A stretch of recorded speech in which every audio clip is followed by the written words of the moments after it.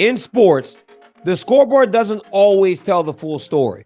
But you know who does? Netflix. Netflix does tell that whole story, guys. It's a story about dads that just happen to be world-class quarterbacks. Untold tales of athletes that you thought you knew. The heart racing, pressure of the heart, the soul, and survival of the multi-billion-dollar business of F1. Stories about college kids who got one last chance at redemption. David Beckham's meteoric rise to not only soccer superstardom, but he also became a part of one of the biggest celebrity couples in pop culture. From the upsets to the injuries, the comebacks, and the victories. You get all of it at Netflix Sports. These are the stories that turn us all into fans. They give everybody something to cheer for. We all need something to cheer for, right? It also gives us something to get up for. It makes you hold your breath, and you also get out of your seat for it. And whether or not you're a diehard fan or you're brand new, with shows like Drive to Survive, Quarterback, Full Swing, Untold, the David Beckham story, and so many more. Netflix has those stories for whatever type of fan that you are. Netflix does one thing. It turns us all into fans.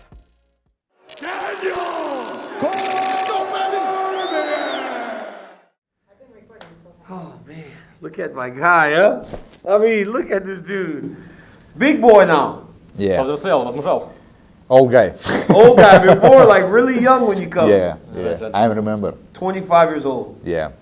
It's amazing to see how far you've come in this short period of time. Я впечатлен посмотреть, какой ты путь прошел долгий. Thanks so much. I see. Скажи, я видел бои и брал пример. I was watching your fights and I was using you as an example. Back in the day when you were a young kid in AKA training with me and Kane, like there was always something, we just didn't know that it would become this. Когда раньше занимались в AKA с Кейном Веласкесом, я никогда не знал, что ты дойдешь до такого уровня. Главное трудиться и верить в себя. It's all about believing in yourself and putting hard work in. Yeah. Sergey, I gotta ask, in this second run, it's been like the most amazing thing I've ever seen. How? What changed to where you became this absolute destroyer? Я наблюдал за твоим путем, у тебя очень успешно, только в гору идет. Что ты думаешь, главный атрибут, почему у тебя так все хорошо получается? В чем твой основной залог победы? Пахать как конь. Just working hard like a horse. You know, he's always hit hard, right? But to be able to put it into action, what has he changed in his preparation from before? I understand hard work does equate to everything, but what specifically has he done to change that? У тебя удар всегда сильный был, многие могут рубить просто, но ты наверняка какую-то стратегию использовал, да, то есть грамотно работаешь. Что ты поменял в своем подходе, в своих боях, чтобы постоянно выигрывать, помимо ударки?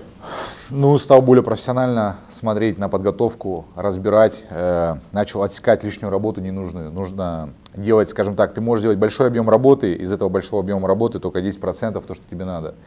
Я начал строить тренировки так с моими тренерами, чтобы все 99% были правильные, КПД, то, что мне нужно. I started paying attention to what actually works, like what's the most efficient thing, instead of wasting my energy for this, for that. So I started picking specific points that are most effective to me, and just going like throwing away the things that don't work and take a lot of energy. So I just try to be as efficient as I possibly can, wasting least amount of energy. Sergey, before we went on camera, you spoke about the times we were all training. And the one thing that we found success in was taking you down. Like that was the thing you had to do, because if we stayed up, you would hit us. But you fight guys like Curtis Blades and those guys now, and they can't even get close to taking you down. Смотря назад, у нас всегда был подход, когда мы с тобой работали, завалить тебя, потому что если с тобой рубиться в стойке, то это было невозможно. Мы всегда пытались перевести тебя в партер. А сейчас ты уже с Кертисом дерешься, с людьми, которые тебя перевести могут, и ты им это не даешь. Что изменилось, то есть в плане защиты от переводов? Ну, когда я попал в UFC, я понял, что надо много работать над своими, скажем так, пробелами и так далее, потому что будут ребята смотреть меня, будут стараться, скажем так, мои слабые стороны против меня, поэтому это работа, еще раз работа. As I said, I started paying more attention to my own fights as well as other guys. Once I came to UFC, I knew there is no time for slack, and if other guys see my performance, they see my fights, and there's some my drawbacks, they can use that to benefit on that. So I needed to fill up all the gaps. Don't worry, bro. Easy. So, don't worry. Whatever. This guy talk fast, huh? Why you tell him don't worry, Sergey? I see worry. Don't worry. It's Don't okay. worry. Yeah. So basically, I was trying to fill up all the gaps that I had to make sure that my opponents have nothing to use against me. Yeah. You're a beautiful guy, man. Don't worry about this. Relax. Like, relax. That's you. That's not him. This guy, like, tell this guy. You know, before we get to the fight, you were going to be the backup fighter for this weekend if anybody got hurt. But you find yourself in there with a completely different opponent. When Jon Jones got hurt, did you get the call immediately, like, Sergey, we're going to need you in Madison Square Garden? Изначально ты должен быть заменой, но как только с Джоном Джонсом случилась эта ситуация, тебе сразу позвонили, когда ты получил уведомление, что ты выходишь? Да, я готовился также быть запасным бойцом. Вот, мы с Андреем прогуливались вечером после второй тренировки по парку. Я смотрю, Али звонит мне. Как раз вот предложил эту хорошую весть. Я говорю, конечно, полный вперед. Yeah, so well, me and my coach Andre, we were walking in the park, just chilling, another day, and then I got a call from my manager Ali, and he goes like, "Well, guess what? I have good news for you."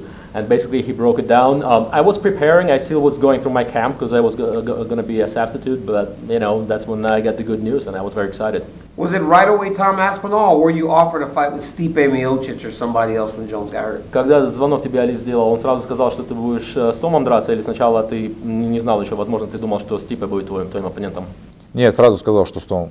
No, they told me right away it's going to be Tom. And what was your thought when you knew it was Tom Aspinall? И как только ты узнал, что это Том Аспинал, что ты в голове твоей, что было мысли? Мне не важно, мне главное пояс. I don't care who opponent is. У Даниэла Cormier 2 пояса, по-моему, или сколько? А у меня ни одного, мне нужен тоже пояс. If I'm not mistaken, you have 2 belts, right? Yes. So, and I don't care who opponent is, I just want 1 belt at least to have. Yeah, they're nice too.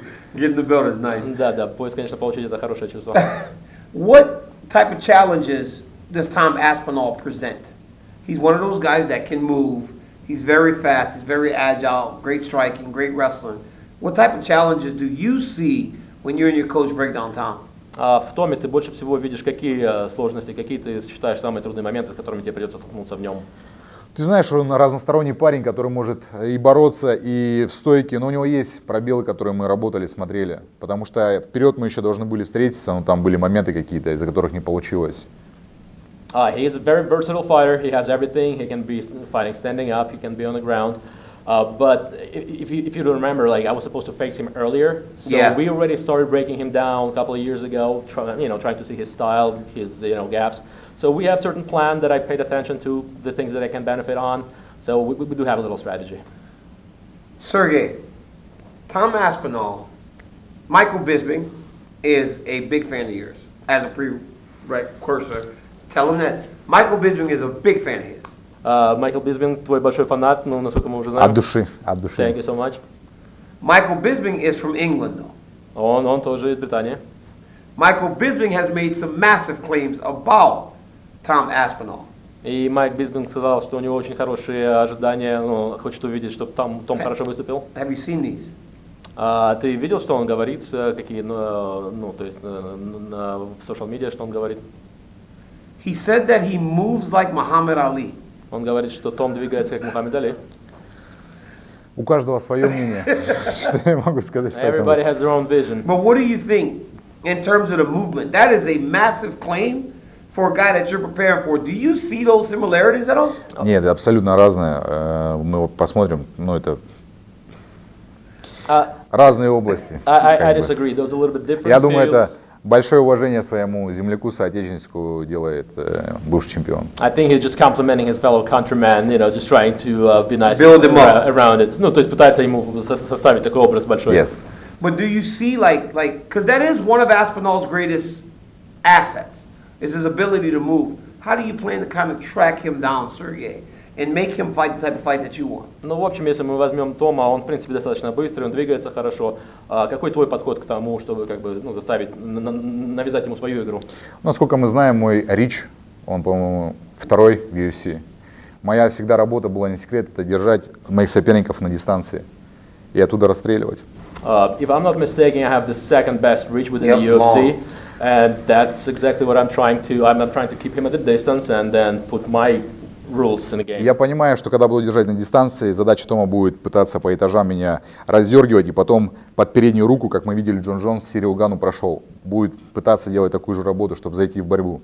I think, like, considering that I will try to keep him at the distance, he will probably do what Jon Jones did with Ngannou, like, you know, in the sense that trying to kind of find where my gap is and try to use it against me, but that's up to him to figure out, and I don't know how much time he has.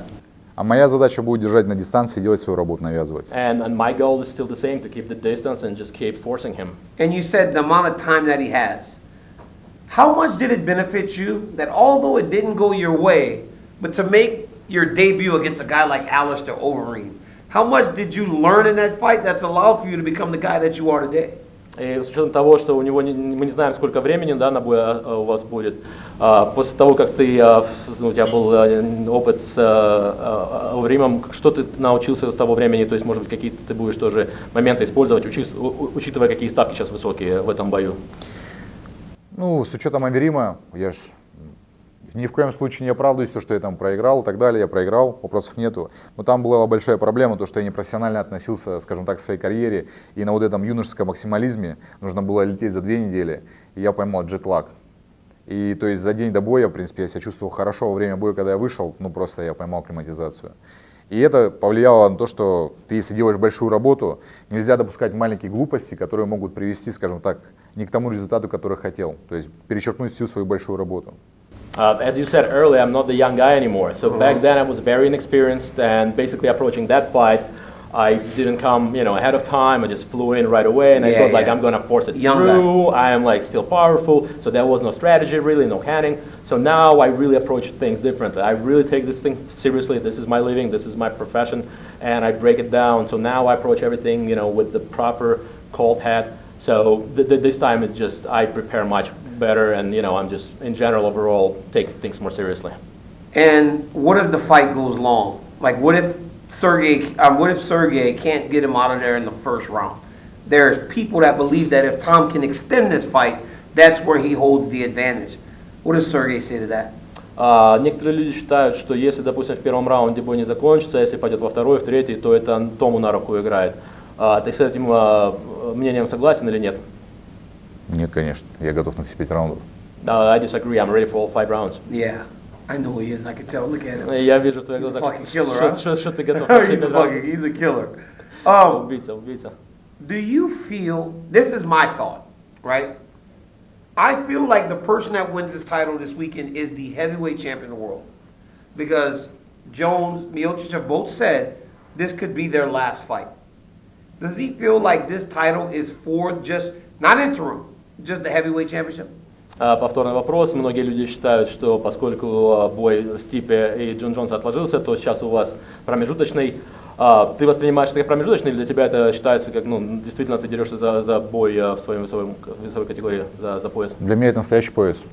For me, it's as real as it gets. But especially with them still being scheduled to fight each other next July, right? Like you gotta feel like I'm the heavyweight champ, because does he want to be active after winning this belt? Because if so, what's he going to defend, an interim championship? Потому что как бы у них бой на следующий год назначен, да, но в любом случае, даже если он останется, если он не уйдет, ему в любом случае придется на тебя выходить, ну, или, то есть, как бы сталкиваться дальше. Поэтому, как бы, как ты воспринимаешь то, что еще Полный вперед. I'm ready for all of it. I'm here until the end. Yeah, I think I think whoever wins this weekend is the heavyweight champion. Yeah. Because those guys are only going to fight each other, and I don't think they would fight him. Я считаю, что тот бой, в принципе, значения не имеет, что вот что будет в эту субботу, это действительно настоящий бой за титул. Я считаю, что так, потому что еще неизвестно, как у них там все сложится. 100%. I'm agreeing with you completely. It's too dangerous. Потому что там еще непонятно, что у них будет. Right? It's too dangerous at a time. I mean, Jones even said it. Jones said that he doesn't necessarily want to be in there with these guys. И Джон сам сказал, что он не очень как бы хочет с тобой либо со Спиналом столкнуться, то есть он просто из-за Стипа. Я все прекрасно понимаю. And I totally understand that. Hey, you know you've grown. He's grown, but his hands have grown too. Tell him I don't remember his hands being that big. Ты вырос, но я смотрю, и руки тоже выросли. Типа, я не помню, чтобы они такими большими были. This one, let me see. Oh, look at this shit! I mean, dog, what in the actual, what happened? Что случилось? Что ешь? Секретное упражнение. Secret exercise. Did you see that? That's the heavyweight, ladies and gentlemen. So while I was the heavyweight champion, I'm not a heavyweight. This guy fights for the heavyweight championship this weekend. UFC 295 is this weekend, Madison Square Garden. My man Sergei Pavlovich fights Tom Aspinall for the interim championship. You guys know how I feel about that belt. I feel this will be the heavyweight champion of the world. Make sure you tap into everything Sergey's doing. Instagram, Twitter, everything. Follow him. Get to know this man. He's very interesting. Guys, like, subscribe. Until next time, hit the buy button. Pay-per-view this weekend, UFC 295. Peace.